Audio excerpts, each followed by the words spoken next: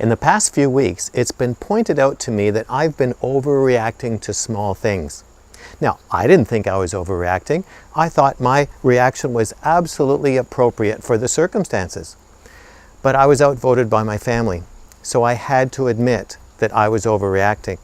Now, if you've been to any of our seminars, you will know that I teach that overreacting to small things is the most reliable diagnostic sign of unhealed baggage that you're carrying.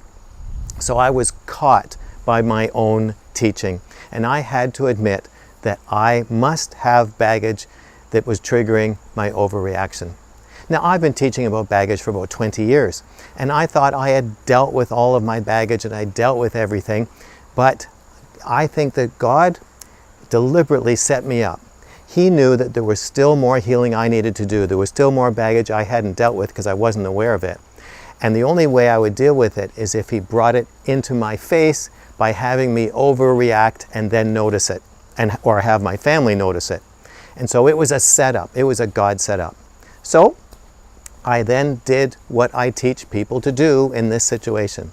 So I asked God, why am I reacting this way? What's in my baggage? What happened? What triggers me this way? And He took me back to a memory that I thought I had already dealt with. When I was around 7, I flunked out of swimming lessons. Now, on a trauma scale of 1 to 100, this would probably rate at 0.2 of trauma.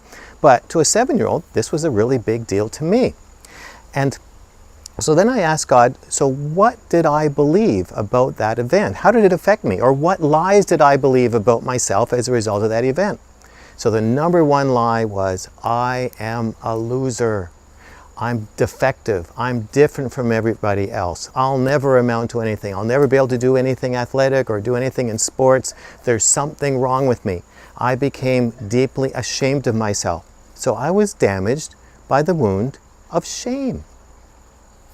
And so this had an enormous effect on me.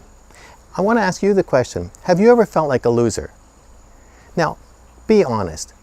Of course you have. We've all, at some point in our life, felt like a loser. And you know why that term is so painful? It's because that's not a comment on your behavior. It's a comment on your worth. So it's a very, very deep criticism that hits your shame button. So feeling like a loser is a very deep wound.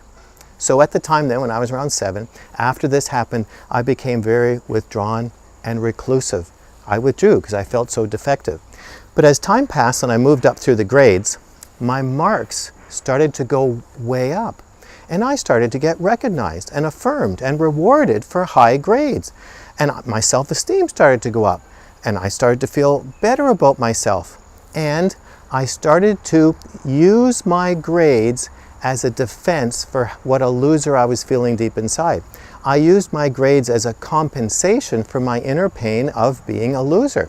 And so then I became very competitive for grades because I saw that the higher my grades went, the more I was rewarded, the better I felt about myself, the more I could hide from my inner pain. Or another way of looking at it was I was building very high effective defensive walls for my pain using high grades. So in high school, I became very competitive for high grades. And then at the end of high school, I was thinking about career options and going to university. And I remember going through a checklist of career options, and I remember thinking, well, that's too easy. That course is too short. That's not challenging enough. Because you see, I had learned with high grades was, I'll show them. And so that became in the back of my mind, it was always, I'll show them that I can't do sports. I'm not athletic. I'm feeling all very defective, but I'll show them through high grades. And so around this time when I was deciding about university, my brother was in medical school. So that automatically made me the insignificant brother. So I thought, I'll show them. I'll become a doctor too. And so then I moved here to Grimsby and started working at the small hospital here. So then I did general practice, I did anesthesia, I delivered babies, I was in the ICU, running the ICU, I was in the emerge. I did everything. I ran with the ambulance, I was on the cardiac arrest team. I'll show them. And then at church, I became a churchaholic.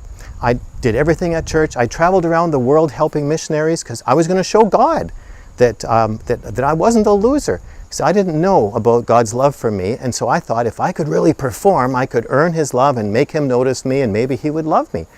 So to hide my inner defective self, I became a performance addict. everything I did was, I'll show them. And so that has shaped my life. But God was showing me that that needed to come to an end by allowing me to overreact. And so I've done a lot of healing in some of these areas, but there was obviously something more that God wanted to show me. So I did exactly what I teach people to do. I'd already found out what had happened. I knew the lies that I believed about myself, but then I had to take some action. So I forgave myself. I forgave myself for flunking out of swimming lessons. I forgave myself for constructing all these defense mechanisms and becoming very competitive and using my grades as a defense. Then I repented for how I used these defenses and how it affected my life. And then I renounced my agreement with the lie that I was a loser and there was something wrong with me. And then I took the next step. And I asked Jesus, okay, I've repented, I've renounced, I've forgiven, but I need the truth. Who do you say I am? Who am I really? And he said the most profound thing to me. He said, you're my son. You're not a loser. You don't have to defend yourself. You don't have to perform, because sons don't have to perform. I belong in the family. And that he was looking after me. He was protecting me. He just wanted me to be his son, to come as a child, hold his hand, sit on his lap, and walk with him. Took all the pressure off. Didn't have to perform. Didn't have to show anyone anything. It diffused the situation, healed my heart from that wound. And remember, I had prayed through that swimming lesson episode several times before, but this was a whole new angle to it that God wanted to show me that I hadn't dealt with sufficiently. So it was life-changing. And so now what about you? Do you ever overreact? Do you have baggage you haven't yet dealt with? Do you feel like a loser still? Jesus can't wait to set you free. You need to come to him. And below this video, there's a link to a two-part DVD series that I created all about the problem of shame. And there are 2 healing prayers that you can join me in that would walk you through the process I just described to you, so that you could be set free from the wound of shame, because it is so common. It's one of the most common wounds that humans carry, the wound of shame. Now I want to hear from you. If you've dealt with your shame, how did you do it? And just leave your testimony in a box below this video, because it will encourage someone else. So, if this is your first visit here, you need to get my free self-assessment guide, and to do that, just subscribe to my weekly email newsletter by filling out the subscription form that's on this page. Just click on Join the Transformation Movement. I'll talk to you next week, but this week, ask God, why do I react this way? Are there issues I still haven't dealt with?